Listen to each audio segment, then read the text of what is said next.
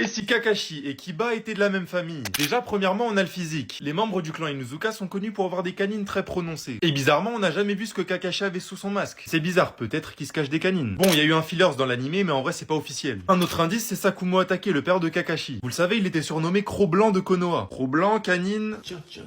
Et puis d'ailleurs, en parlant de ses parents, on connaissait même pas sa mère. Qui nous dit que ce n'était pas une membre du clan Inuzuka? L'autre indice qu'on peut avoir, c'est lors du combat de Naruto et Sasuke dans la vallée de la faim. C'est Kakashi qui a réussi à retrouver Naruto, mais comment est-ce qu'il a fait? Eh bien en suivant son odeur. Sachant qu'en plus de ça, parmi toutes les invocations que Kakashi aurait pu faire, il nous a tout le temps fait des chiens. Et puis en plus, quand on regarde bien, Kiba et Akamaru, j'ai l'impression qu'ils ont l'air de se connaître avec ces chiens-là. Parce que j'ai l'impression qu'il y a une bonne alchimie entre ces chiens et Kiba. Un autre indice qu'on peut voir dans l'animé, si vous remarquez bien, on les voit jamais ensemble. Comme s'ils passaient déjà assez de temps à la maison. Comme s'ils se voyaient déjà un peu trop en mode ras-le-bol. On se voit tout le temps, vas-y, on va pas se revoir dehors. Bon, ce qui est sûr, c'est que dans cette famille, s'il y avait bien un seul raté, ce serait bien Kiba. On a d'un côté l'homme qui a copié plus de 1000 techniques. De l'autre côté, on a Kiba qui pisse sur les gens pour marquer son territoire et qui spamme la même technique depuis 700 ans. Et like, abonne-toi et...